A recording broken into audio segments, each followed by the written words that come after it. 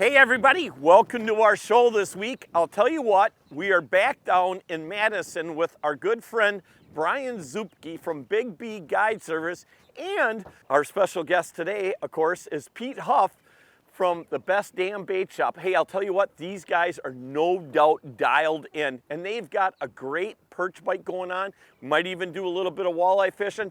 But you know what, I'm looking around. Of course, I got my rain jacket, but hey, let's get back to fishing. Hang on to your heinies. So let's talk about what kind of rig we're using, Pete. I just like a tight line rig, and I like 2 split shots and an Aberdeen size 6 hook and a nice big red worm. I'm going with Larry Smith 32nd ounce jig with 1 split shot, keep it tight. I'm starting off with 1 with red and 1 pink, because I think color makes a big difference. You know, the thing about pan fishing is, and Pete was just talking about this, is that, you know what, you give a spot maybe 10 minutes. If you don't get bit, keep moving. They're underneath us and to the left. And there's some to the right. So, what do you got? I don't know, man. That's a bluegill. It is. That's a bluegill? Yeah, Come on. A bluegill fighting like that? Holy moly. That's a giant gill. not what we're after. Look at the size of that bluegill. Dude, every time we fish with you lately, giant gills, but we're supposed to be perch fishing today. Yeah, we'll get perch too here. That is a giant. It is amazing when you think about the giant gills that you catch. I mean, you are no doubt Mr. Bluegill. You got one? Oh, Nice fish. is that another gill? Yep. We're fishing perch. I know. Dude, he's killing us. That's all drop shot. This is all drop shot. Yeah. It's not even that big of one. That's like maybe an 8 3/4. Wow. It's one of my favorite spots in this lake. I'm gonna slide this back a little bit so we get into those weeds. Dream average. It's a lot of fun. Catch them on drop shot. Hey Larry, what are you doing over there? Eating an apple. Oh, that was a nice one. What, Pete? No, Come on. I told you there's perch here. Ooh. Oh, there's one. Ooh, that's a, man, look at that rod. That is a torker. It's not a perch. Hey, I'll tell you what, I learned this from Brian Zupke and Pete Huff. Definitely drop shotting for big bluegills is very effective. That's always the fun thing too when you come down here to fish with Brian. Even though we're after perch today, you're always catching big gills. Good eater size one there. Yep, good eater. Ooh, it's a walleye. A walleye? Hey, nice. Good eater. A lot of these on this spot. Oh, that's getting there. It's getting better. Yeah, that is something, you know. Again, just kind of drop shotting for them gills. What a way to make it through the weed mat down there and just kind of pulling that line, like you were saying, basically just kind of using that wind to your advantage and letting that wind blow that line through the weeds. And boy, I'll tell you, that one just smoked it.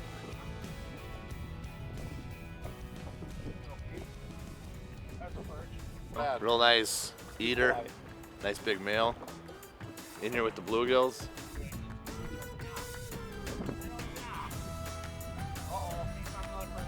Not huge, but Larry's got the knife out.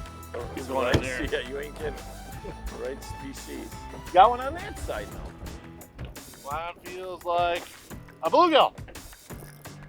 And it is. Oh, Fred. You guys you're hogging this side of the boat. I'm like, what's going on here? Yeah, they are pretty. They're all fun to catch, even though we're here fishing perch today. The old drop shot. Drop shotting for gills. I can't get over how hard these fish fight. Tell them where to cast.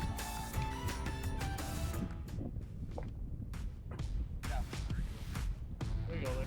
And I got one rod I'm dead sticking for the bluegills. Oh, Oh, nice walleye. Nice looking fish. Man, it's amazing. Smallmouth, walleye, bluegill, perch. I mean, it is, this fishing is absolutely incredible. Man, Walleye. another walleye.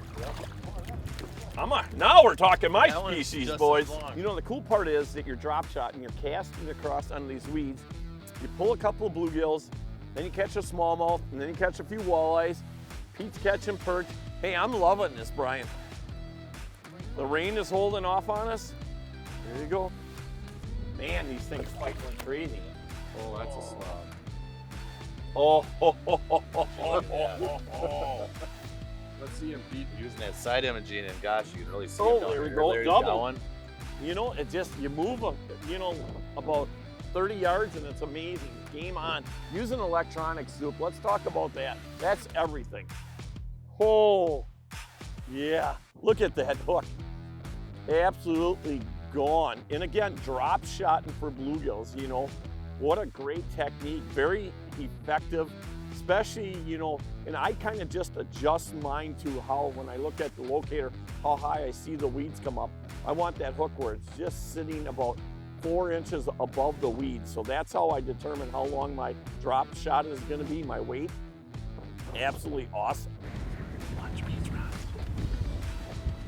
Oh, what do you got there, buddy? Probably bluegill. Again, Zoopke slid us back on a bluegill spot. We're supposed to be catching perch. Nice. So far, we started off the morning, the last 2 hours, and we did okay. Had one really good spot, but that was Brian's controlling everything. Now we got Pete Huff in control. Let's see if we can get on some perch. You know what? Bluegills, bluegills, bluegills. We're like, you know what? We're not here to catch bluegills, Big B. We're here to catch perch. Are we on the perch finally? Walleye. Walleye. That's closer. I'll take walleye. That's a nice fish. That's a real nice one. Bet you that one's 9.5 all day. There we go. There Boy, I'll down, tell you too. what, now we are on again some good fish. And Pete, that's a dandy gill. I mean, you look at this. This is That's a good an eater there. That's a good eater right there. And look at the difference in the size. Obviously, we're out here again trying to catch perch. You know what? Game on now, folks. Another children bluegills. Ah! I know. It's like bluegills are everywhere. You know why? Because they follow Big B. Oh, I don't know what I got here. Ooh, definitely got some weight to it. Oh. Another gill. Can't get away. Yeah. So, these bluegills keep bothering me. Look how pretty these fish are too. That's just amazing. Again, when you think about the size of an average bluegill right now, I would say today has been 8 inches. That's insane. Little guy. Let's see him, Pete.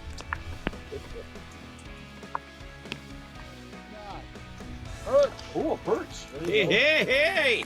That's what we're looking for right there. Nice perch right there. That one, Pete? Perchy. Good job. Boy, I'll tell you what. 11 incher. Nice job, Zoop. I'll tell you Ooh, what, keeper walleye. that is a good walleye.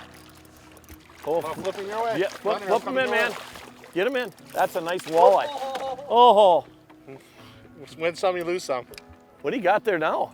Fred. Oh, that's a big gill. Big gill. Fred. Wow. Bluegill. Oh, look at that one.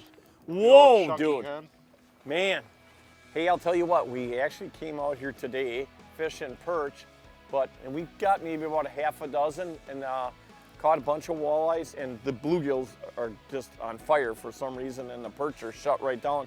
And as you can see, we got a lot of crazy weather kind of around us, but you know, that's the way it goes a lot of times you go when it comes to fishing, especially on guide trips, you know. Yeah, you'd always like to catch what you're trying to target, but there is days where them fish are just shut down and you got to go for the second best. And today, definitely bluegills are the second best.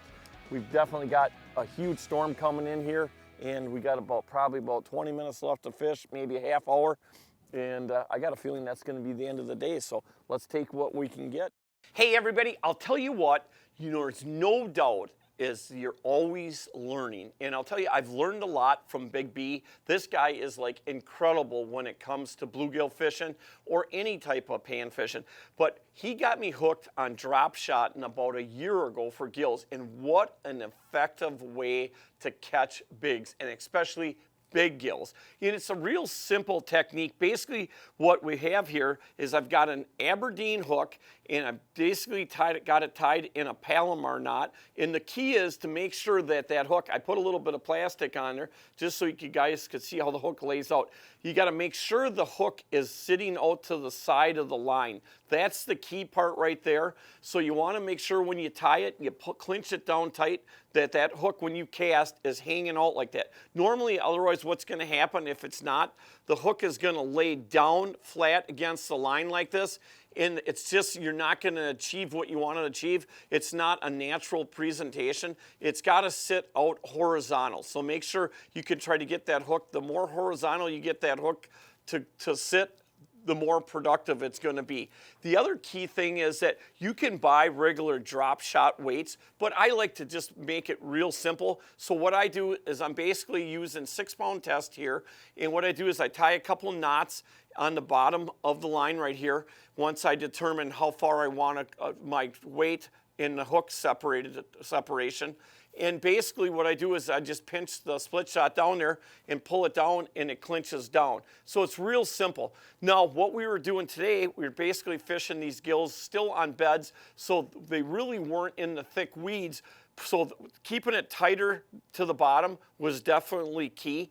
Now if you go out later in the season here, as the fish move off into deeper water and move away from the beds and they're in higher weeds, what you want to make sure is that that bait, if the weeds are up 6 inches, 10 inches, always make sure that your sinker is down and your hook is up high enough where it just sits at least 3 to 4 inches above the top of the weeds. That's going to be the most productive way to drop shot. The other thing is to make sure you use the right type of rod. Today I was using a 7.2 medium light action rod from Meg's Custom Rods. That really, I could throw it out there and get the distance, and I could get good sweeps on the hook sets. So that's another key thing there too.